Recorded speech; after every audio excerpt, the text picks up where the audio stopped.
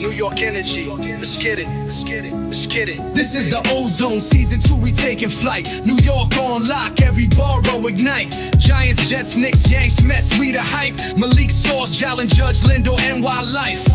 MetLife thunder when malignant bars break the rail. Giants running routes, ops fall, we prevail. Sauce Gardner locked down, jet fuel in his stance. MetLife heat beam, Jets defenders advance. MSG vibrate when Jalen Brunson start to cook. Knicks light the garden, ops shook when he looked. Pinstripes roll, Aaron Judge send rockets over Bronx. Bombs drop, Yankees prime, real talk, no cons. City feel glow, Lindo make that leather sing. Met bats knock, Queens dreams gon' always ring. From the bridges to the streets, uptown blackout. Season 2, Ozone, NY Heat, no doubt. This is the Ozone. Season 2. New York, forever drills. Catch the vibe. You have entered the Ozone with Omar and Dave. Let's go, baby. We are here. And you guys are officially entered the Ozone. It's your boy Omar, and the wait is over. The wait is over. If you're watching this live, we are 2 hours away, baby, from opening tip of New York Knicks basketball, baby. We are back in one of the most anticipated seasons in our lifetime. Starts tonight, baby. We got a jam-packed show. We got to cover the Giants choking it up in Denver. We got to talk about the Jets.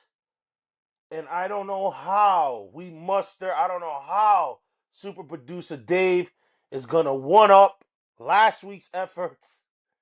Jam-packed. We got the World Series set.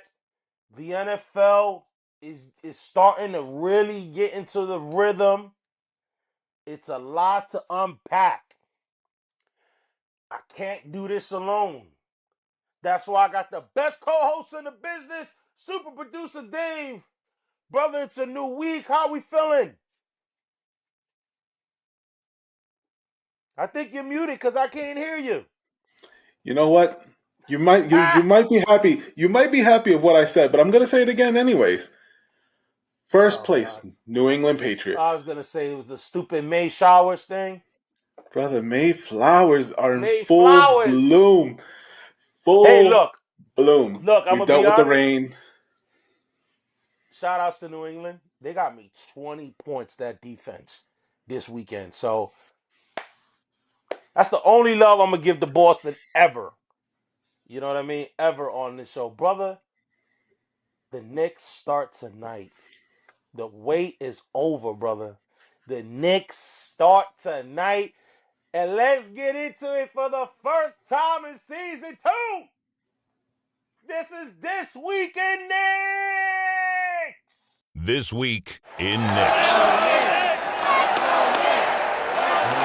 This is This Week in Knicks.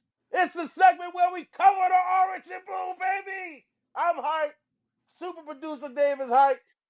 We are 2 hours from opening tip. The Knicks are kicking off the season at the crib, at the Garden, at the Mecca, at the most famous arena in the world, against the Cleveland Cavaliers. Brother, it's been an eventful offseason. Let's just recap people really quick. Obviously, the Knicks had a great last season, Eastern Conference, 2 wins away from an NBA Finals appearance, making the Eastern Conference Finals for the first time in 25 years.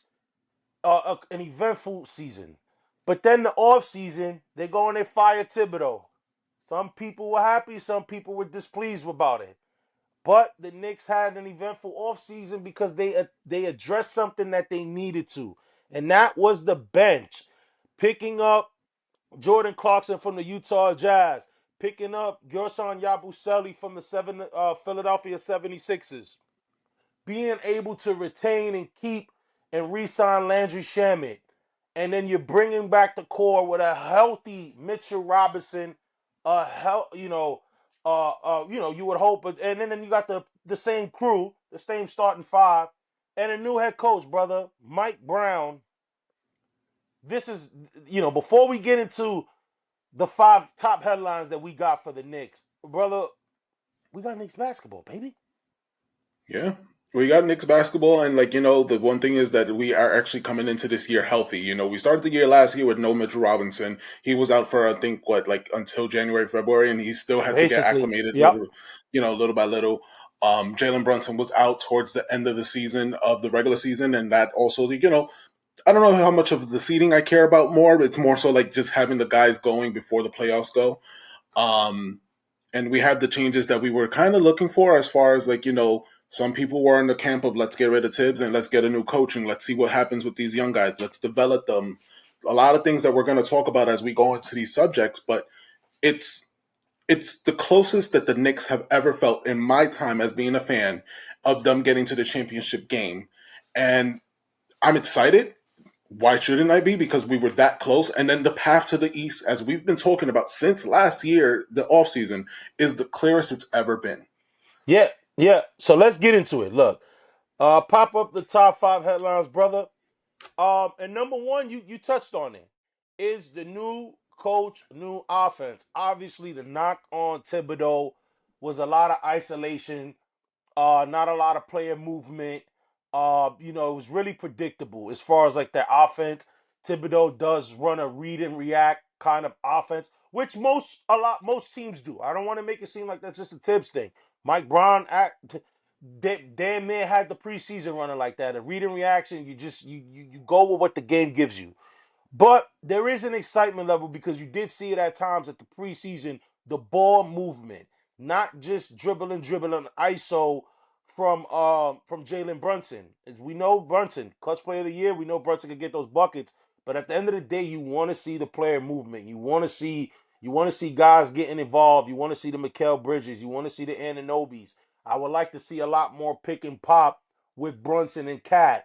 A lot more alley-oops to Mitchell Robinson. So, this is Mike Brown's job. This is Mike Brown's job to make this offense more fluid, more easier. So then that, you know what I mean? Like, Jalen Brunson doesn't look exhausted in the fourth quarter because he had to do everything on his own, get players involved. And when players are involved, they play with a lot more energy, brother. Yeah, and then, I like some of the offseason moves that we just did. Yes, we bring in a new offseason. We bring in Mike Brown, and we had a question actually. You know what? Before we go to players, we had a question when it came to the hiring of Mike Brown, where there was how much different are we getting from Tibbs to Mike Brown, because they have similar coaching styles in a sense. And we proposed that question: how much difference, and why did we make this change if we're going to kind of get the same result? But we're kind of seeing already in the preseason that we're definitely getting something a little bit different. We're seeing our younger guys getting involved. And of course, as preseason, you don't want to play your guys fully to the extent that they're going to be playing in the regular season. But you're seeing exactly the shades of what it is that we want to see going in the season. We want to see this developmental. We even proposed a few weeks ago, would we trade Dottier or Kolek? And it's well, now we get to keep both of them. We get to keep both of them. Malcolm Brogdon did the favor for us to retire, so now Nick Fan TV, CP the franchise, who I'm gonna try to meet on Sunday, this Sunday in Miami. He said that he think Malcolm Brogdon just wanted the free trip to Abu Dhabi. It's very possible. I mean, that guy. I'm pretty sure he wanted to save his dollars as he's going into retirement. He got a free trip, him and the fam. He did us a favor in the sense that we get to keep those young guys and see what we get from them another year. I still think Dottier is still the more valuable piece that we can see to move, but maybe we get to develop him, and if we like him enough, then we build our own guy up. Yeah, and I want to talk about that when we get to number 2, which is the bench boost. And you touched on it, brother. Like that, if anything, the Knicks didn't need to go big fish hunting. You heard the Giannis things, as it got closer, and the Knicks issue wasn't the star power. The Knicks got star power. We got Karl Anthony Towns. We got Jalen Brunson. We have Mikal Bridges. That's not the problem. What killed us was attrition, was depth. That's what killed us. That's what Indiana kept bringing in guys. Indiana would bring in Toppin, would bring in McConnell, would bring in the kid from Arizona, Matherin. They just threw bodies. Bryant, they just threw bodies at you, and it just wears and tears. And the Knicks just didn't have that outside of Deuce coming off the bench. And then Shamit showed himself more in the postseason. But now you bring in a Jordan Clarkson that can create for his own shot. I think Deuce McBride, and I want to before I get into like personal accolades, but Deuce McBride, I expect even a better season from Deuce. Whether you start Mitch, you're gonna have now Josh Hart coming off the bench. You know what I mean? So now you have a legit 9-10-man rotation if you want to throw in Huckamania, Ariel Huck-Porty, which I think should get minutes at the starting position, at the center position, especially when you're hearing that Mitch is going to be on load management, which I'm not against. Like, as you touched on, brother, that's health is going to be important. Let's get into step 3, the defensive growth. And I think people tend to forget, yes, Mike Brown is in there to bring a different level of offense, but Mike Brown was known as a defensive-minded coach. And I think adding Mitch in the starting lineup, which I think they're leaning towards, you saw it a lot of preseason, that's going to help the Knicks defensively. You know what you're going to get from Mikal and OG. We know that Brunson and Cat are a little bit of defensive liabilities, but I do think now with Mitch at the starting position, that's going to be able to cover a lot of things for the Knicks that can at least make us at least a top 10 defensive team. If you want to have any aspirations, brother, of being a champion team, I'm not telling you to be the number 1. But you got to be within the top 10. You got to be able to get key stops when it matters. Yeah, and you mentioned that Cat and Brunson can be a little bit of a defensive liability, but I'm okay with them being a defensive liability at the extent that they are. When you have a Mikal Bridges on the court, when you have an Right. OG, when you have a Mitchell Robinson, when you have those 3 guys on the court, well, they kind of make up for a lot of other stuff because those are guys who have the size that just make you concerned. They can guard Wingstop. The fans coined them Wingstop for a reason. Or OG and Mikal. They can guard anybody, and I'm not saying they're going to dominate, but they can at least guard them. They can at least give them a challenge, and I'm comfortable with that lineup. I'm okay with Brunson not being the guy that, you're not getting a Chris Paul on defense. Like, I'm totally fine with what we're getting with this team when it comes to that. And then you talk about the reinforcements like we did in number 2. We have Yabusele, who's also been known, like, you've seen what he did against LeBron. Like, don't get me wrong, he didn't stop him, but he made it. Referencing that a lot. But I mean, that's exactly why the guy came back to the NBA. Well, the reason he got an NBA contract is the way he played against. For Philly, I know, but we gotta acknowledge. I know the weight thing is a concern. I know he came in. They said he weighed like 283 or something like that. I didn't think he moved slow in the preseason though. Obviously, I think he can play better. We're gonna need him to play a little bit better. But yeah, I think he'll be fine. I think it's a situation that if he looks bad on a play, well, now it's just going to be highlighted to it's the weight problem. So it's going to be like that for Yabusele. But I like the reinforcements. I like Jordan Clarkson. He's been a great 6-man for for the teams that he's played for. He's just showed his butt off. So I like what we have. And then you also have the addition of, like you said, Josh Hart now being on the bench. You have Deuce McBride. I like Deuce McBride coming off the bench as well. There's reinforcements, and it's not just Deuce who has to create at this point. That was something I felt like it was just Deuce and a bunch of guys when it came to. Yeah, you think about it, brother. You put it in perspective. With all due respect, love Precious Achua, Campaign, Delon Wright. Those guys all got waived. They all got waived this preseason. So right now, as of this recording, they're not on a team. Those were guys we were relying on to come off the bench. So that'll just tell you everything. That would just put things in perspective of what we had last year to what we have now, where you have a former 6-man of the year. Now you have with Deuce, which I think Deuce is going to be a strong candidate for 6-man of the year this year. You have legit competent scorers. I think we're going to get a little Tyler Kolek because we mentioned it jokingly, but Malcolm Brogdon, who I thought would have played the nice of the backup role, retired. So I think we're going to get a little combination of Kolek, and obviously we know what we're going to get with Landry Shamet. He's the, emergency glass break, but he's always going to be ready, and if you need him at any point in the game, he's going to be there for you. I think number 4 on the headline is the repeat health. the Knicks were one of the, outside of the Brunson ankle injury that he suffered in LA, I believe in March, and the Mitchell Robinson who started the year, he started the year hurt. The Knicks have been a relatively healthy team all last year, and they were healthy for the most part in the postseason. Obviously, everybody has nicks and injuries, but for the most part, they were healthy. You would hope that you can get that again. If the Knicks can repeat that again, which it's a tall task. It's a long season. It's a demanding season.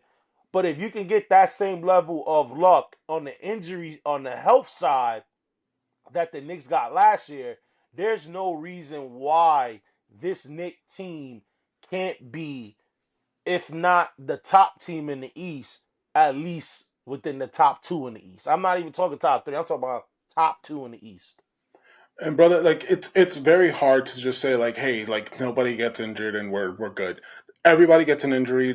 We understand the season. We understand sports. It just happens. Sometimes people get injured on their own, which is one of the worst injuries we see all the time. But Right. what you want to see is definitely just like, okay, let's say a guy goes down and you hope it's early because it doesn't affect you late into the season. You hope that not only is the injury not long term, but you also hope that you are building the guys that need to step up. So let's say like you have a major injury on your starting rotation, you have guys who can step up in that role Yeah. and just fill in, and then you're also building the back of that, where you have the Dautiers, the Koleks, the people coming up to just see what we can get out of them while they're our stars are out. So health is definitely a big concern for us, because I think like that's the one thing that probably hinders us from getting to that next level where we want to see our Knicks at the end of the season. Um, just it's very wishful thinking, but if I could turn injuries off like you could do in 2K, Oh, I of would. course, like a But 2K, yeah. Yeah. that's not the thing. So I just hope that the Knicks stay as healthy as they can. That's the key. I think out of Of everything course. I that's think that's the built, key for everybody. yeah, That's the key for all teams, 100%.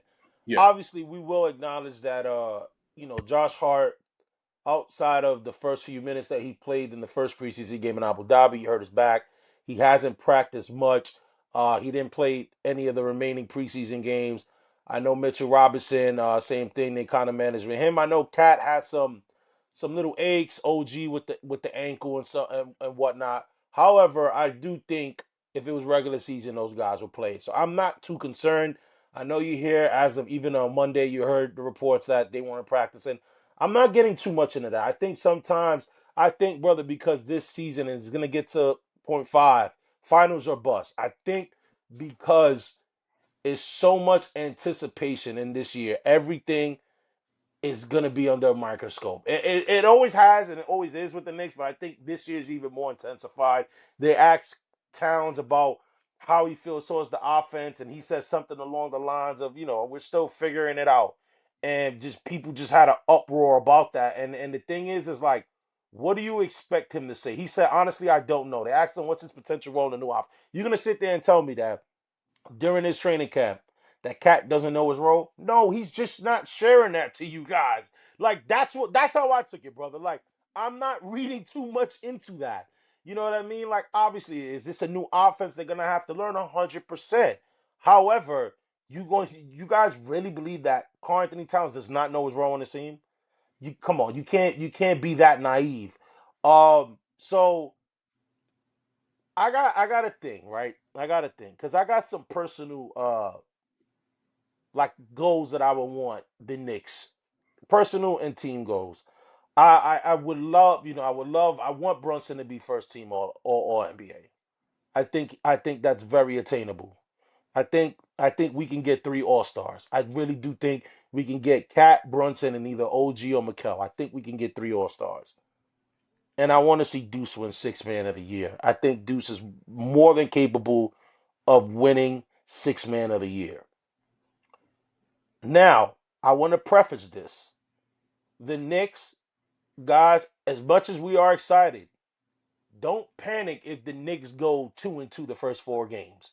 Or you know what I mean? Or like go 10-5 the first 15 when you're expecting maybe 13-2. You know what I mean? At the end of the day, this is gonna take time. This is, they're gonna learn each other. They're gonna get in the swing of things, even with rotations. You know what I mean? But brother, I think Vegas has the over under at 53.5 for the Knicks wins. I think the Knicks are going to go over that. I think the Knicks are going to be able to win. I got 54 games. I think they match the Melo 2013 team 54. I think they get 54. I think they're 3 games better than last year. Brother, like when it comes to the question, right, number or the fifth one, but finals or bust, I do feel like that at the end of the day, the Knicks should be at the finals, right? As of currently constructed, with the way things are left off, the Pacers are not a concern right now at this moment. Jason Tatum, I don't know how much he wants to play this year, but I don't know if that happens.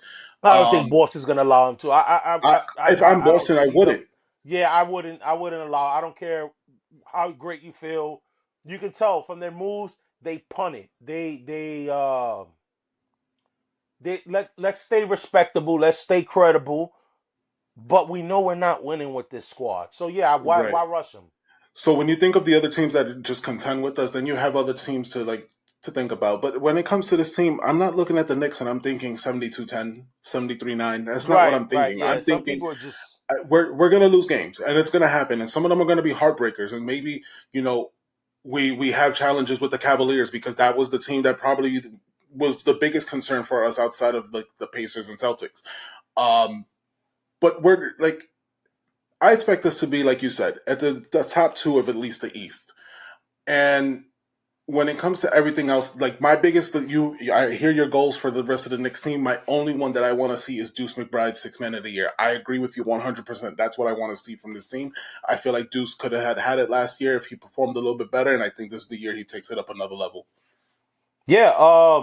Look, I think all of us can agree. It's finals or bust. Outside of any, I think the only way, brother, I could maybe get around if that doesn't get accomplished is if, and I hope I would be wrong. God forbid, Game 7, we lose to a final shot where it's just like wow, like you know what I mean. But you look at, like you said, you look at the landscape of the Eastern Conference.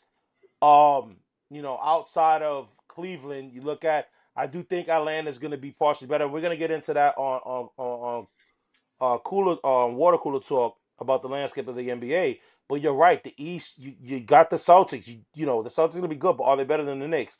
No. Indiana, you already know, without no Halliburton, they're not gonna be a big threat. Milwaukee, I don't think, yeah, you got Giannis, but then who else you got? Miles Turner. I don't think that group is enough where they can severely impact the Knicks. Orlando's a team that I'm looking out for. Orlando has size. Um, they added Desmond Bain, but I still do think they're lacking playmaking in their team. I don't think they needed a legit playmaker. I know they added Tyrus Jones, but I don't think he's going to be enough. They'll be a good team, but I don't think they'll be enough. Detroit, it's very different. It's very different when you can sneak up on people. No one's going to be playing Detroit going into now. We have an automatic win. No one's doing that now. Now you're going to get people's best game. So let's see how they act. So yeah, I think this is easily a finals or bust, and any Knicks fan that feels that way, um, they're not wrong. This is exactly what it is. I do want to acknowledge that the Knicks did sign, because you mentioned Pacome Dadier, but there's a one player that the Knicks officially signed to a standard rookie deal, and that's Muhammad Diawara. That he had an impressive preseason, and the funny thing about him, he was a second round pick, the 51st. He was a second round 51st pick in this past draft. He looked more promising than Pacome Dadier right now, and I think. Not saying he's going to get a lot of minutes, because I don't think he is. I think he will be playing in G League and all that stuff. However, I think he is a player to look out for as he develops. I think he's somebody that I could see just Mike Brown putting in, because I think there's going to be games, brother, where Tibbs is going to go full throttle. Tibbs went full throttle in games like a back to back against Charlotte. You know what I mean? And I think those are games that Mike Brown might take a step back and go, you know what? We just finished coming, from this game. We got the second of a back-to-back against Charlotte. You know what? JB, have a seat in this one. Or maybe Cat, rest on this one. I Or think we're even going to this, start brother, seeing you that. don't have to pay 35 minutes. You can Right. play, Yeah, you can play exactly. 20. Yeah. And I think we had a lot of those games with Tibbs, and you go, damn, you know what? I get it. You win it. You got to win every game. But it's like, bro, you know what? Let's just take the L on that one. You know what I'm saying? Like, let's think bigger picture. And so Nick fans, brace yourself. I do think we're gonna see that a lot. I do think so. So, but then again, this is what people wanted because the minutes police, all the people that wanted Tibbs out, you wanted this. So I don't want y'all now coming at Mike Brown and the Knicks organization now for doing the things that you guys criticized Tibbs wasn't doing. And brother, So another thing just to bring up with when we talk about the finals of bus is that the other thing about being under the microscope is not just the Knicks team as far as the players. The biggest criticism, especially from those specialists or experts or pundits or whatever the hell you want to call them, was that why did you get rid of Tibbs? You criticized Tibbs all year and all the things that he needs to do. You get this close, 2 games away from getting to the finals, and the biggest criticism was that the Knicks let Tibbs go. So yeah, now under the that's microscope is if you don't have a better record than last year, you're already going to hear the knock against it. Yeah, but and obviously, brother, we know that they always move the goalposts when it comes to the Knicks. It's Yes. that simple. You know what I mean? Because the same people who were starting the whole, Tibbs minutes thing, all the same pundits, these national pundits, now they all came to his defense and said, "Oh, how can you fire Tibbs? You back-to-back 50 wins," and we're acknowledging that. There's no shade to Tibbs. I know right now Knicks fans are not happy with Tibbs. You saw the images of him in Boston. And then you got Jaylen Brown talking about that he went over tape with them and how he broke down the Celtics. I know a lot of Knicks. I'm not cool with that. I'm gonna be honest. I'll be honest. I'm really not cool with that. Very But very Kevin Durant of him. yeah, I don't like that. But but you can't disregard the accomplishments and him being one of the pivotal pieces in bringing us out of purgatory and actually bringing us to a position where the Knicks got 39 national games this season, and you're going to be seeing the Knicks a lot. And so let's get into their schedule real fast, brother. If you could post up their schedule for the week. Obviously, tonight they got the Cleveland Cavaliers. So back-to-back home games. That's on ESPN, y'all, but I think that game will also be able to watch on MSG, so you know where I'm watching it on. Friday is an Amazon exclusive. So the Knicks would be the first game ever played on Amazon with the whole new deal with the NBA. And I will go into that schedule on Water Cooler Talk because it's crazy. I don't know if you've seen it yet, but it's insane what the national TV schedule is going to look like for the NBA. And then Sunday, the first road game, 6 o'clock against the Miami Heat. Your boy's going to be in the building. I will be there in MSG South as the Knicks take on the Heat. So, brother, what are we looking at? I'm jumping out the window. I'm going a perfect 3-0 week right now. 3-0 week. 3-0 week. Jumping out the window. Brother. What are you thinking about? It so tough. Brother. He's good. You're gonna be really conservative, but I'm gonna go 2-1. I'm gonna go 3-0 because the Knicks is back, baby. Let's get it. You saw Brunson's new celebration? What is it now? It's obviously the kiss, and then he's throwing like a bow and arrow. I'll send you the video so you can play it. He's like 3, and do we have? Yes, that's the 3, Selly. But then, did we add something new? I might have to update the intro video now. You might have to. Let's see what game 1 looks like. Yeah, you might have to. We might have to get rid of the Jets. We might have to change the whole theme song. We could put Drake May. Oh my god. Huh? We could put Drake May. We ain't putting Drake May. You already got a damn New England highlight in the damn thing anyway. So now that we're gonna get more into the basketball talk, guys, with Water Cooler Talk. But let us know in the comments below what you guys think. How excited you guys are for the Knicks season. I'm just beyond hype. I'm beyond hype. I got new sneakers for the game. I'm hyped, brother. Like, I'm super hype. Can't wait to go to the quick question before we Sunday. Are we getting any interviews? Because you've been killing it. So the unfortunate part, usually when I get them interviews, I'm with my wife, so I'm not going. I probably won't be able to interview this time, so I was gonna be a little bit bummed out. I am gonna try to. I know the Knicks Fan TV. Obviously, they're one of the biggest YouTube pages that cover the Knicks. They're gonna be doing like a kind of like a meet and greet at Bayside. So that's like the area where the Miami Heat play. So I am gonna try to tap in with CP the franchise, and I'm gonna see get a flick with him. See if he could throw a little love to the ozone. You know what I'm saying? Give us the good old wrestling rub. Pause. But nah, brother, I will get video, so super producer Dave can post and stuff like that on our Instagram. But the interviews, unfortunately, probably not. And if I do, they're gonna be the audio may not sound that great. But let's see. We'll see. We'll never know, brother. We never know. But let's do a little bit pivot because this past weekend, you want to talk the highest of highs and lowest of lows. That was the Giants game against Denver Broncos. Let's get into it, y'all. This is the Big Blue Breakdown. All hail the New York Giants! All right, y'all. This is the Big Blue Breakdown. This is where we cover the New York Football Giants. And brother, I'll tell you this: this game was hype because of the trash talk. We have no history with the Denver Broncos, but obviously you got players from the Broncos leading into this weekend talking all of this about Jaxson Dart, and you know they kind of didn't show no love. It kind of seemed like they didn't respect him. But you know what? They got his respect now because he light their ass up. You know what I mean? And look, we're going to get into the Giants losing. Obviously, the Giants lost 33-32. Horrendous loss. They were up 19-0 going into the fourth quarter. The Giants defense allowed 33 points in the fourth quarter. I don't think that's ever been done in NFL history. I don't even want to get into the analytical parts, brother. I just want to talk about the main talking points of this game, which is who's to blame for the Giants' loss. People want to blame Brian Daboll because they felt like he got conservative with his play calling, wasn't aggressive enough. People blaming the defense and Shane Bowen, defensive coordinator. And then you got public enemy number one. This stupid ass field goal kicker that I can't even pronounce his name, and I'm not going to try to.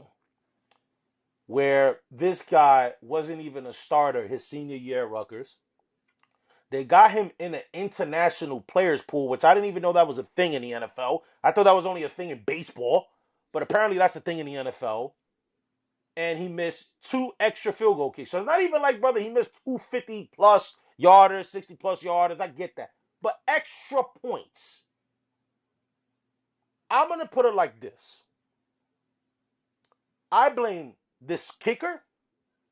I blame Joe Schoen for not taking the kicking situation serious. And I blame Shane Bowen at the top. Because you would have thought in week 2 that you learned your damn lesson. You did it in Dallas. Know and read the game. The team just needs a field goal, not a touchdown. So why are you playing soft coverage? When you do that, you are allowing the team, the wide receivers to run, so there's no press action. You're only rushing in 3 linemen. If you do the math, an offensive line has 5 men. You're rushing in 3. You make it very easy for the offensive line to cover the quarterback when you're doing that. And the Giants just allow the necessary yards that the Broncos needed to get the eventual game-winning field goal, which really happened in week 2 when Dallas, when they let a soft coverage, and you saw Brian Burns, his videos of Brian Burns upset, cursing, like, yo, we dropping 8, which means for guys that don't know, like I said, there's 11 people on the defensive field. The Giants only rushed 3 guys to hit the quarterback. That means all 8 guys pressed back, more like they was trying to prevent a big play.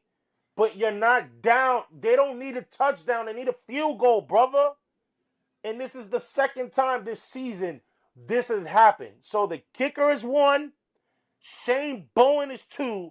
And then I guess you can throw in Joe Schoen. I don't think Daboll is the one to blame. I know a lot of people want to, but I think that's just more a product of people are just sick of him. But I think those are the 3 guys at fault. Brother, I want to say there's multiple reasons to be blamed around here, but Number one is like I don't get this soft coverage. This is not the NFL of old. So kickers can kick from 60 yards out, and it's easy. Now you're risking it. Will Lutz is actually a good kicker, so that could have been done way earlier. The fact of the matter that he got a 30, like his longest of the game was 39 yards. So you're already like you're risking it at that point. Your soft coverage is that we keep going back to like at this point. I would say like, yo, who can I call for to get another corner in this locker room? Because at the end of the day, your front four can do it. But after that, if it's not working, I know Adobe got hurt. We lost a couple corners, and then they had to put in Banks. but brother, like at this point, like it's something has to be done because there are aspirations for this team. Your team can go like turn this around. Bro. You have the guy at quarterback, which is the most important position on the field, and he's actually showing that he could get it done. The fact that you guys gave them their own little Patriots comeback in the Super Bowl against the Broncos of all people, like the fact is that that's all defense. And the fact is that I blame the whole thing. I blame the defensive coordinator. I blame the defense on the field. I blame Joe Schoen for not putting your team in a better position to get players who actually deserve to like be on the field to help your linemen, because your linemen, if they get stopped, the rest of the team sucks. I'm sorry about that. No, that's the bread and butter. Look, you're 100% right. And what's frustrating is that the Giants are 2-5, and at worst, the Giants should be 4-3. Because you should have won Dallas and you should have won this game. I don't want to talk about the New Orleans game because then the opposite can easily be said about either one of the Chargers games or the Eagles game. So I don't want to say, oh, well, we should have beaten we should have beaten the Saints. They suck. Yes, you're right. But the same could be said if you're an Eagles fan, like, bro, how do we lose to the Giants or the Chargers? So I'll take away that. But I'm looking at two games where we lost the same way because we got a stupid-ass coordinator who I don't understand. He's keeping his job because, obviously Brian Daboll's not going to get rid of him in the offseason in the middle of the year. But I think if there's ever a silver lining about this, brother, I think this was the true coming out of Jaxson Dart. Yes, he's had a great performance against the Chargers and the Eagles, but I felt going against this defensive team in that environment, on the road, and being able to do what he did, yes, I get it. He threw an interception. That's what comes with the rookie flows of it. But the way he carried himself in that game, the no fear, he shredded that defense. Now all of a sudden, even though Denver won, all their defensive guys changed their tune because this guy's the real deal, Craig Steele. And that's something that, you know what? Yeah, we took that L today. We took that L on Sunday. But Jaxson Dart is the guy.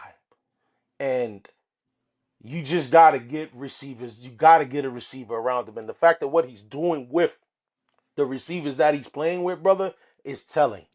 Miami's struggling. Miami's about to implode. Let's get Jalen Waddle on the phone. Let's do something. Get Olave. You got to do something. But right now, this was a tough loss. But remember I said about moral victories. It depends on the team. Right now, the Knicks, Yankees, there's no moral victories with them. But with the Giants, yes, it is. Because this, I don't think that I didn't foresee the Giants to make the playoffs this year anyway, brother. Yes, it's upsetting to lose this game. But at the end of the day, this game will be forgotten when you have years of winning with Jaxson Dart. When you have years with your franchise guy. Right, and I mean, I get the moral victories, but this is one of those games that you really have to put everything under the microscope, brother. They scored 33 points in the game. All 33 points were in the fourth quarter. Yep. Yeah. All 33 points were in the fourth quarter. So, like, this is a game where, like, if you're like, this is the time to fire people. This is the time. Yeah. Like, you've seen coaches. The Titans just let go of their head coach last week. Defensive coordinators can be let go just as easily. Right, and I don't understand that part. I really don't. You could just. Yeah, I don't understand that part. And I guess my last point before we move on is I think with Jaxson Dart, it's a strong possibility that they'll bring back Daboll and Schoen. Although the Giants may still finish with a losing season. And I think that's going to be the frustrating part is because that's something they can tip their cap on. Hey, look, hey, we hit on him. We hit on We hit on the golden goose. We hit on the all important quarterback. You know what I mean? So that's something to look out for as as the season goes. But you talked about firing coaches, about coaches being fired. There's one on the other side of the building that honestly at this point, brother, I'm just feeling bad for him. Let's get into it, y'all. This is the Gangrene Report. What's your confidence level in Aaron to turn it around? Well, it looks like he's turning around parts of it. It's hard when you have a quarterback with, with a rating that we got. He has the ability, but something just is not jiving. But if you look at any head coach with a quarterback like that, you're going to see similar results if you go across the league. You have to play consistently with, at that position, and that's what we're going to try to do for the remainder of the season. So what gives you hope then? Just to give hope. I just think defense, special teams are doing better. The defense is pretty good, and if we can just complete a pass, it would look good. We got to complete some passes. You got to convince them that you can do something. Otherwise, it's hard to have a game that you could win. You're here for one reason and one reason only: to create a pseudo-currency like the Bitcoin or the peso that will make me rich. So rich I could buy 10 NFL teams, not the Jets.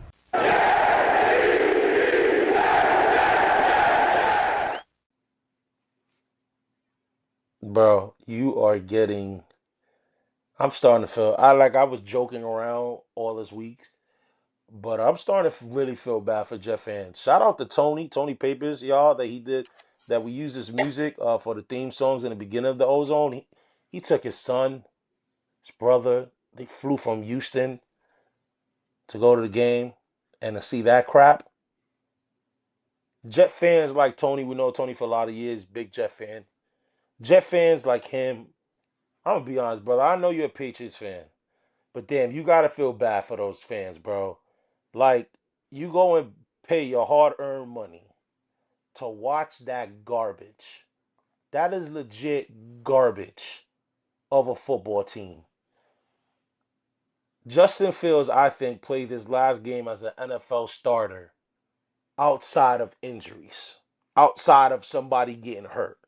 I don't think he's ever going to be a QB1 on anyone's depth chart after what we saw on Sunday. That was horrible football, horrendous football. I don't even know if Aaron Glenn regrets taking that job. I could see why Ben Johnson didn't even want to interview for that job. It's embarrassing. I think, just like the team in Miami, what the Jets should do is literally clean house. Just trade what you can trade. Because your defense that's supposed to be starting out, yes, they've held their own, but they still haven't got a turnover. They still haven't got a pick this season. This team is just not good, brother. Like, this team is just... I'll let you get a talking point, and I'm going to ask you a really serious question I want you to answer, but go ahead. I don't feel bad for Jets fans. No, I know you. And I'm going to say this why. It has less to do with the rivalry. It has more to do with the fact is that when have the Jets ever brought you happiness? Truly. You want to bring up the day of the guy who just got stabbed up, the days that he was a quarterback? Fine. That was the highlight of your career. Rex Ryan was actually the best coach that you guys have had in the last who knows how many years. You guys can jump ship. You guys, and I get it, like, it's easy, right? But there's no other thing. Like, sports is really funny when it comes to, like, the loyalty that people have to that. If your girlfriend hurts you the way that the Jets do, if your boss talks to you the way that happens, if all these other situations, like, you were put in the same situation, you would be out. You'd be out. You wouldn't take that. You'd be out. Take it. But when it comes to the Jets, you guys are like, let's go again. Hit me in the balls. I'm sorry. Like, this is the only time, like, it's always sports. Sports is the only thing I've ever seen where people are so dedicated and so loyal to it that even though it hurts me, I'm going to go out there. We're Knicks fans. we're Knicks fans, but guess what? At least we have brighter days than the Jets. No, 100%. Unfortunately, so like, look, the Jets have to just clean the entire house. Unfortunately, there's still something that's gonna be always at the top of this, and it's the owner. It comes from the owner. It comes to everything else that's down there. You don't set the mark and who you want to hire as a GM. You don't set the mark as who you hire as a coach. Yes, you got to. He was the exciting pick, right? You got Aaron Glenn. Everybody's excited. Guess what? You still hired the same thing you just did in your last tenure with your last coach. You're doing the same mistakes. You're not doing anything. You have great pieces. You have Sauce Gardner. Garrett Wilson, unfortunately, he's hurt, but he's a good piece. Yeah. Brees Hall. You have pieces there. You have great defensive players, but you're still doing the same things. Unfortunately, there's so many things that have to go right for the Jets to get that to turn around. But when it comes to Jets fans, I'm not sorry for you. Cinnamon, get your thoughts on the game. I hate this team. I was born into this, and I'm not gonna ever. I'm always a Jets fan, but like, I hate this team. Yeah. Now this is the question, brother. Yep. Are the Jets the worst franchise in sports? Not just the NFL. In sports. I would say they're at least up there. I would say at least they have to be in, like, if there's a top 5 worst teams in sports, I would definitely put the Jets in the top 5. Yeah. Jets haven't had a winning season in 10 years. A winning season. And mind you, a winning season doesn't mean playoff season. That's not a playoff season. Not a playoff season. Winning season where they had a winning record. I know teams like the Marlins are up there, but the Marlins made the playoffs a couple years ago. You could put the White Sox. The White Sox made the playoffs a couple years ago. Shoot, even the Cleveland Browns made the playoffs a couple years ago. So, it's hard to argue that. What's more sad is if you root for the Jets and, like, you're the Nets, like, you're that combination of fan, like Mets, Jets, Nets. Bro, it's time to look for new teams. I don't know. Like, I get it. Like, it's easy to be like jump ships to another team or whatever. But, like, at what point is this any fun to you? I hope you do fantasy and you do good that's there. That's the thing, right? It's not. And I think even Jet fans would want that, where it's like, at least make the games enjoyable. That game was not. It was not enjoyable at all. Followed by the stinker that you left in London. At all. It was not enjoyable at all. You got any final words for the Jets? I think we buried them, so hopefully they never come back. Done. And the crazy part for Jet fans is 10 more games. I apologize. There's 10 more games. But brother, we got some exciting national news to cover, and let's get into it. Water cooler talk.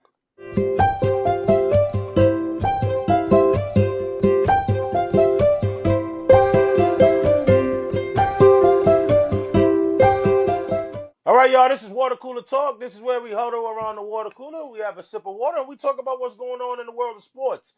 And, brother, before we get into the NBA, I do want to touch on the NFL week this past weekend, because I got 2 questions that I want to pose to you, because I think that's the most relevant stories, I think, going in the NFL. Obviously, we know what's going on in the NFC.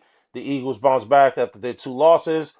They look pretty good. A.J. Brown, Jalen Hurts, they look good together. But I don't want to talk about the NFC this week. The NFC, it is what it is. I want to talk about the AFC because there's 2 teams that I got in mind. There's 2 teams that I saw this weekend that I go,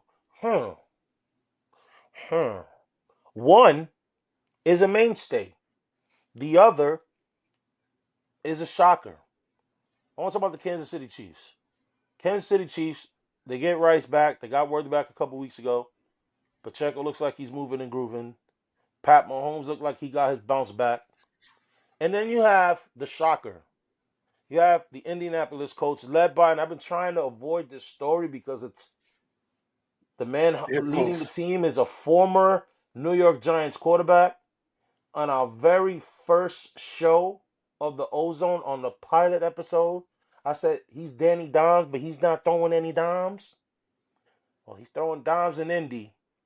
So, brother, right now, 2-part question. Are the Chiefs officially back as the top dog in the AFC? And are the Colts true contenders or pretenders? So, When it comes to the Chiefs, yes, the Chiefs are back. And one of the things that we kept talking about for the weeks leading up to this is trade for a receiver. Well, guess what? We forgot that Rashee Rice there was a promise for Rashee Rice.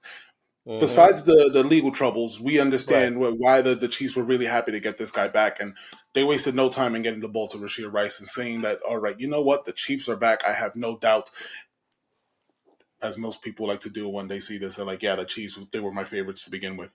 But the Chiefs are a mainstay, unfortunately, and their schedule looks pretty good. Like, you have the Commanders next, you have the Bills, Colts, Cowboys, Texans, Chargers, Titans. And let's keep going. Broncos, Raiders. I'm sorry, brother. I know either the Chargers are your favorites in the AFC. But West. man, they're starting to make me look a little bad.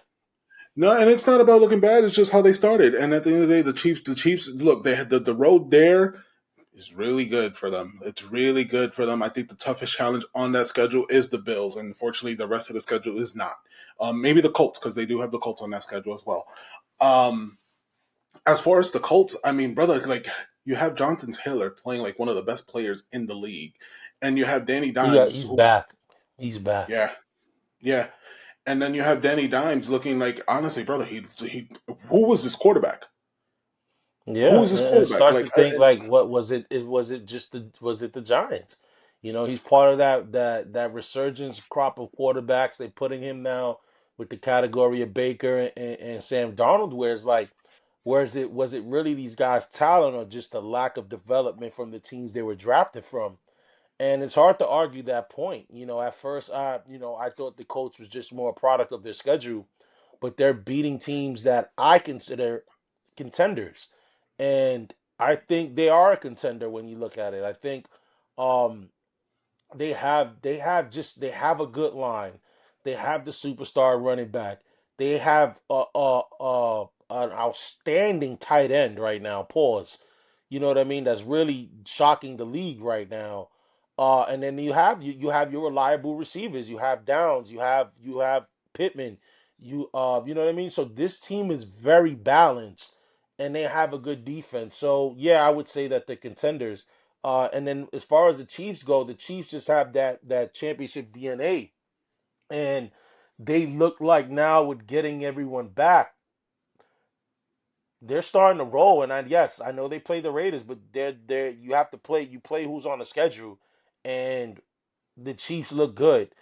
They did what the old Chiefs normally do to the Raiders: smoke them. It's that simple. You know what I mean? So you make those teams look out of your league for a reason.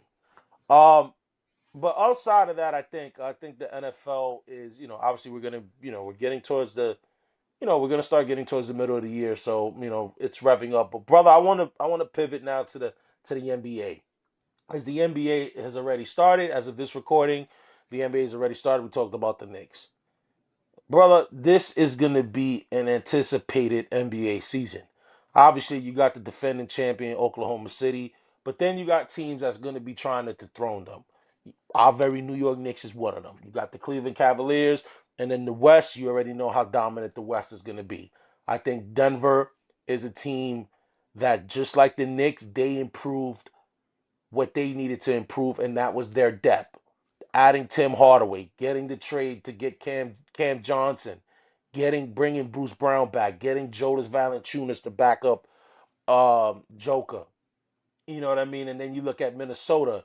Minnesota another year now. I know they lost Nickeil Alexander-Walker, but they still have a great team. You look at Dallas. Dallas is going to be a team to watch for. I know Kyrie's going to be out in the beginning of the season, but they're a team to look out for. Brother, this is outside of the Knicks. What's the most exciting thing that you're looking forward to the NBA season? Two teams that I have my eye on that I see so much improvement coming from. San Antonio Spurs. Oh, yeah. Wemby has been working with Kareem Abdul-Jabbar, arguably one of the best players of all time. And you made this guy even better. And he got bulkier too. He's got strength. Yeah, he's a little bit stronger, and then he can move. And then so watch out. Stephen Castle is also looking good. They're 5-0 in the preseason, and the preseason is preseason, right? Like whatever. Yeah. But at the end of the day, these are like Wemby getting better is only a big problem for the NBA because guess what? The Yeah. guy's under 23. Yeah, Um, they got a good young core, man, and obviously they got De'Aaron Fox. Um, you know what I mean. So I know he may start this. He might miss a little bit in the beginning, but right, they got De'Aaron Fox. Remember, they drafted Dylan Harper, another big guard that can shoot. They have Castle. You know, they have Sohan. Honestly, brother, they're gonna be they're going to be a real threat. I think they're going to hover around the 6-5 spot, maybe high playing. But yeah, that's a team to look out for. What's the second team? So the Orlando Magic. The Orlando Magic is a Mm. team that I feel like they have a chance because of how the East is constructed, especially in Yeah, I for agree. us. Because you have, the Raptors are okay. The Chicago Bulls aren't in contention. The Celtics are eh. The Bucks, I mean, you still have Giannis, and they can always turn that around because of him. But at the end of the day, then it's just the Yeah, Knicks. but I think And Orlando's a better team. right. So I think I definitely have high aspirations for the Magic, and I can see them with the fourth or fifth spot at the end of this year for the East. I can see them a little higher than that. I can see them a little higher than that. Because I do think they're better on paper. I do think they're better than the Celtics. I think a sleeper team to look out for in the Eastern Conference is going to be the Atlanta Hawks. I like the moves that they were able to do, adding to kill Alexander Walker, having Johnson healthy. Obviously adding Porzingis. You know what I mean? They got the wings, they got the defense to do it. Obviously, they have Trey Young. You know what I mean? He's no. Although we have our reservations about him, but he's no slouch. Yeah, he's a So little spicy this offseason too. I think he has a little yeah, chip on because his shoulder to he play know he with. got some reinforcements. You know what I Oh no, mean? no, I So meant the stuff going on with him and this guy who retired, the who? basketball player, Oh, Pat Beverly. Pat Beverly and him. So I think he's coming Oh into the season yeah. with a little chip on his shoulder. You know what I mean? I think the unfortunate part with Pat Beverly is, unfortunately, you seeing guys like Gilbert Arenas that are getting so popular now, out in media because of their outlandish takes and their personal agendas and that sort of thing. So now everybody's doing it. Obviously, Draymond does it all the time, but now you're starting to see it a lot, and it's just like it's get to the point where, bro, like I don't want to see your personal hate. I like either you're gonna talk critically about the game and not the person. You know what I mean? I don't care for that. But yeah, I think they're a team to watch for. I do want to highlight though, there's a lot of teams starting off with some injuries. Like important players, obviously Tatum, Lillard are gonna be out for the year. But you look at guys like LeBron's gonna miss time. Van Fleet's out for the year. Sabonis, Tyler Hero, Jalen Green, Darius Garland, DeJounte Murray, Kyrie Irving, Tyrese Halliburton, Kobe White, Jared McCain, Keegan Murray, Scoot Henderson, Jeremy Sohan, Zach Edey, and De'Aaron Fox. And I didn't name all the players. That's just the players that are going to be missing some time. So the Knicks are actually going to catch a break because Garland is not going to be available for the first game of the year. Obviously, they play the Heat early, so Tyler Hero's not. So the Knicks are going to be this thing. But I want to talk to you about, brother, before we move on to baseball, is the national schedule. Yeah. So, brother, I'm gonna have you pop it up because this is really complicated. This is the NBA watch guide, and as you can see, Sunday they're gonna have games on ABC and Peacock, NBC Peacock. I think that comes into effect once the NFL season's over. I think that's when NBC is gonna start playing games airing games on Sunday. But then Monday they're gonna be games on Peacock.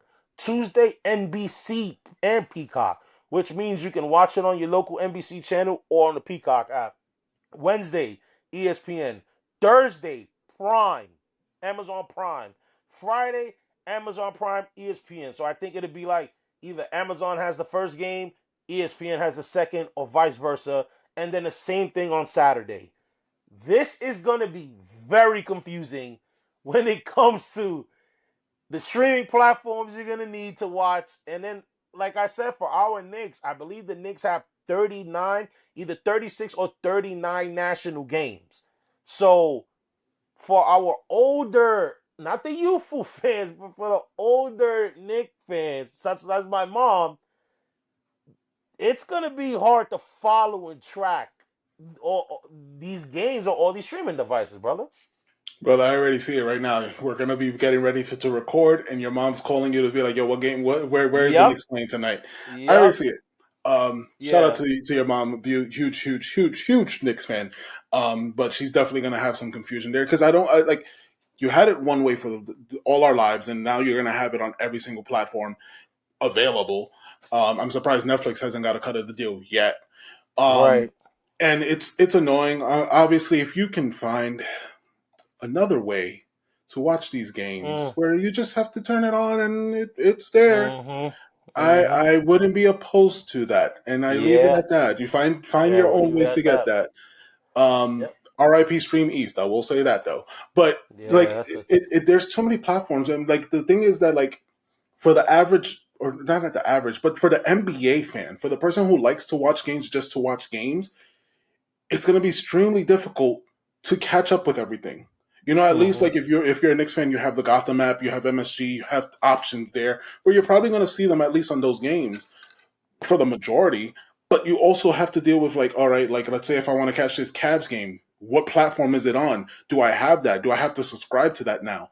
It's a problem, and I think the NBA, while smart for the players because that includes their money, while smart for the teams because that also includes their money, the average fan is the one who gets screwed in all of this. No, 100%. Yeah, that's gonna be tough.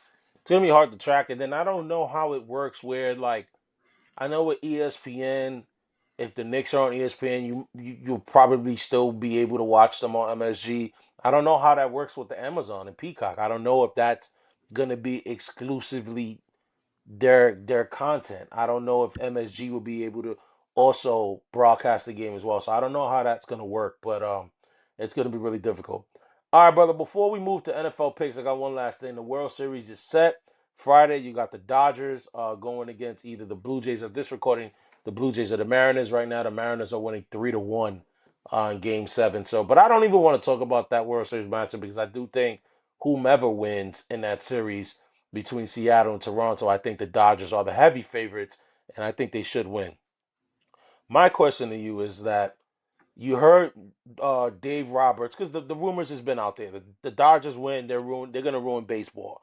Obviously, there's going to be a collective bargaining agreement in 2027, which means that the players union and MLB and the owners and all that stuff are going to have to come up with a new deal. I personally think there will be a strike.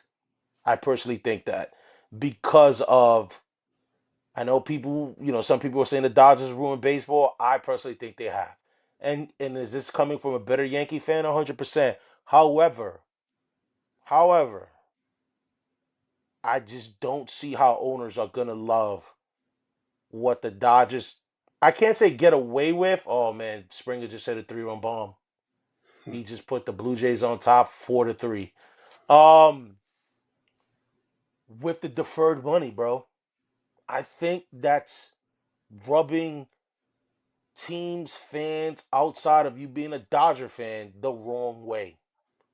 Because you have a guy like Otani who is a superstar, phenomenal talent, damn near makes over makes $1 million a year. You're able to get in a Blake Snell because you're doing deferred deals. So that's not really that's not really going towards the cap. You hear now that some teams may want a salary cap in baseball. I just think this: the Dodgers are going to win this World Series regardless of who they play. But I think they are going. They're also going to be the reason why we have a lockout in 2 years. But like at the end of the day, the deferred money thing is just like at one point does it stop? Right now, Yeah. there's a player in Japan who everybody is pining for, and Mm-hmm. unfortunately, you know what? I don't feel like any team has a chance because the Dodgers can just sign this player and defer the money to him. Like this is where it's gotten. Yeah. We already see that Japanese players happen to favor going to LA because of Otani and everything. This is not a good look for baseball, and baseball already has its struggles when it comes to popularity. It already has its struggles with people not wanting to watch it. You have a super team. What brings people to watch that? This No, is yeah. definitely a problem, and of course, it's always cool when it's your team that can do it. If it was the Yankees, I'm sure that we would enjoy it. But it's just like, damn, at what point like does it stop? if it was the Boston Red Sox, if it was the Mets, we would Yeah, always. and this is different levels because it's what the Dodgers are doing is what a lot of people try to like blame the Yankees for in the '90s is like, oh, they bought those championships, and you go, but if you really look at the construction of those Yankee teams, most of them were homegrown guys or guys that were not all-stars. Like Tino Martinez was not an all-star in Seattle. Scott Brosius was not an all-star in Oakland when they brought those guys. And then you obviously they're called the core four, which they should be the core five because they had Bernie. Like the Yankees had homegrown talent. The Yankees had guys that were on those teams, Paul O'Neill, before they were actually good. This is not this Dodger situation is very different. This Dodger team finds ways to just poach talent from other teams. I don't think they have anyone homegrown on their lineup. I could be wrong. Correct me if I'm wrong in the comments below. But their teams are all mercenary men that they've hired, that they've paid, and they've been able to pay because they've done deferred bread. And I think, yeah, other teams could do it, but that's just not a great business practice. That's why teams don't do it. But I think teams are going to use that as, hey, listen, we can't compete with that. We really can't compete with that. So I think there will be a lockout. I'm going to be honest, I really want to see Toronto lose, but I think Toronto and the Dodgers will actually make for a more exciting World Series, I think, than Dodgers and Seattle. But I do think the Dodgers will be winning the World Series regardless of who they play. They just look unstoppable, brother. They're pitching, they're hitting, they're a better team now than the team that played the Yankees. Yeah. Because that team dealt with injuries, that a bullpen. This team, they had their starters. And what Ohtani did this past weekend is something I've never seen in my life.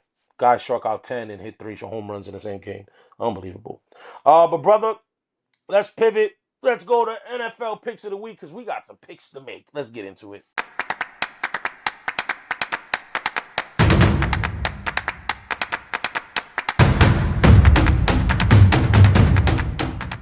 All right, brother, let's get into it, y'all. This is going to be week 8. The first matchup is the Thursday night football game. Minnesota at the Chargers.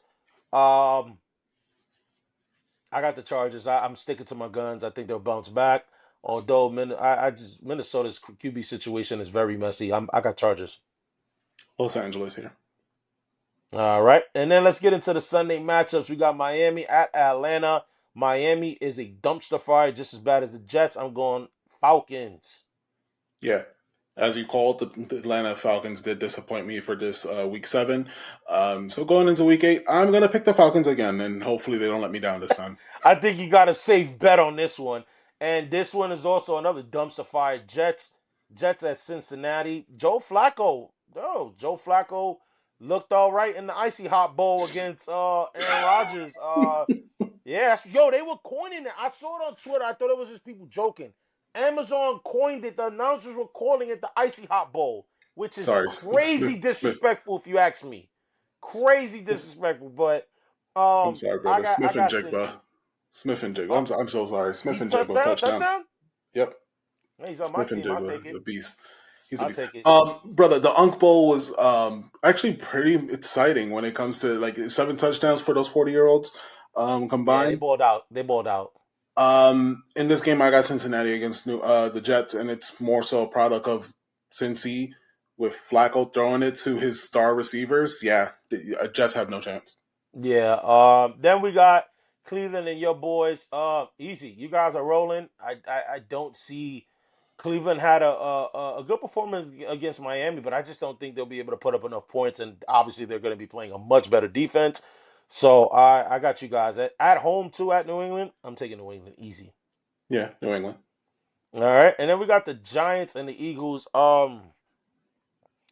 Eagles are gonna want to get back. I'm not gonna be a homer on this one. They're gonna want to get back. I think they get it. They're gonna really have this game circled. So I'm going Eagles, but I hope I'm wrong. Eagles in this one. Man, they were letting it fly last week, and I think this is going to happen again. Yep. Then we got the Buffalo Bills at Carolina. I think Carolina's winning streak comes to an end. They will be playing without oh God, why am I forgetting his name? The Andy Dalton is going to be playing. Bryce Young. Bryce Young is out, so Dalton is going to get the start of the game. I don't think that wouldn't matter. Bills are pissed. I got Bills. Bills. All right, and then we got Chicago and Baltimore. I'm hearing Lamar is going to miss this game as well. I'm going Chicago. They're on a roll. I'll go Chicago. Although the Vegas has Baltimore as a -6.5. I'm going to take the Bears in this one. I wish we could pivot in case we knew if Lamar was playing or not. As of now, I can't do that, so I'm going to go with Chicago in this one. But we got the same one. I think we might differ here. We got San Francisco and Houston. I'm going to take the home team. I'm going to take the Houston Texans. You know how I feel about this bum team, so I'm going to go with San Francisco. And we got Tampa and New Orleans. This is going to be a good game for Tampa because they kind of crap the bed in Detroit. So I think they take their frustrations out of New Orleans. I'm taking Tampa. When the Saints go marching, no, we're going Tampa. This is going to be an interesting one. Dallas at Denver. Any other time I would want Denver to win. I'm probably still going to want Denver to win. But this is going to be an interesting game because I think this is going to be a high-octane offense against a very good defense. But I'm going to go with defense. Defense wins championships. I'm going to take Denver in this game. I'm going to with Dallas with this one. I think Pat Surtain is one of the best corners in the league, but I don't know how you contain CD and Pickens. Yeah, and Pickens. Yeah, they're looking. Shout out to Pickens, man. Although he's wearing the uniform that I despise, he is balling out this year. Then you have Tennessee and Indianapolis. This is a no-brainer for me. This is the biggest spread of the week. Indianapolis is a -14.5. I got the Colts. I got Indiana Jones. Let's go. All right. Then we have Indiana Jones. And then we have Green Bay and Pittsburgh, the Rogers Bowl. Sunday night, this is actually not going to be a bad game. I'm going Green Bay. They're playing at Pittsburgh. Yeah, I still got Green Bay in this one. Got Green Bay. All right. Then the Monday night game, we got the Washington Redskins and the Kansas City Chiefs. As we touched on, brother, the Chiefs are rolling. Jalen Daniels does not look the same. He still looks injured. They have a plethora of injuries with Daboll and McLaurin. I just can't see them going in the Arrowhead and beating this Chiefs team right now, so I'm going with Kansas City. Chiefs. Got the Chiefs. Guys, the teams entering the buys: Detroit, Vegas, LA, Arizona, Seattle, Jacksonville. Yo, I am taking a heavy loss this next week in fantasy. Heavy loss. I'm going to have no McBride, no Smith and Jigba, no Walker, no Montgomery. And yeah, I'm taking a major butt whipping next week. It's not even I think I might have a break from fantasy this weekend anyway, but that'll be good because I'll be at the Knicks game, so I'll be able to take my mind off it a little bit. But brother, we can't wrap up an episode without sharing you guys the highlight of the week. He's on fire! All right, y'all. Highlight of the week is we did it again, brother. We couldn't pick. But you know what? It's our show, so I'm gonna be a little homer. I could not rule against a certain play, but so we got two highlights of the week, y'all. And the first one's gonna go out to Carolina DB Jaycee Horn. He makes an unbelievable one-handed catch, picking off Jets QB Tyrod Taylor that just put the smile on Dave's face. It was an impressive pick though, because if you actually listened to the commentary, they thought it was an incomplete pass, and he caught it with one hand, and he caught like a bullet too. Like it was a straight bullet. Like, yo, that was a great play from Jaycee Horn, brother. Brother, it was one of the best plays on that day. And yes, I get to get, hey, look, New York Jets, you guys made highlight of the week. Be happy. You're somewhere. Yeah, you got an accomplishment somewhere, even if you're on the receiving end of it. And the second recipient of the highlight of the week goes to our very own Theo Johnson. He made a circus tip catch to take it to the house for 41 yard touchdown against Denver. But Unfortunately, the Giants lost that game, but that was a great catch from Theo Johnson. Being able to, the hand-eye coordination, like, yes, a tip pass does look very easy, but you're looking at guys and that at that speed, you know what I mean? It's a very difficult play to make. Right now, the Toronto Blue Jays are 3 outs away from making the World Series, first time since 1993. So that's gonna be crazy. For this play, I thought Bellinger was going to be the one who ended up being the recipient of like one of the highlights for this week, but that just kudos to Theo Johnson and his awareness there. Yeah, that was two. Those are two good ones, though. I think when you have good ones like that, you just got to show love to both of them. But guys, we appreciate you guys so much. We picked up another sub since last week, so we thank you guys because you guys are spreading the word.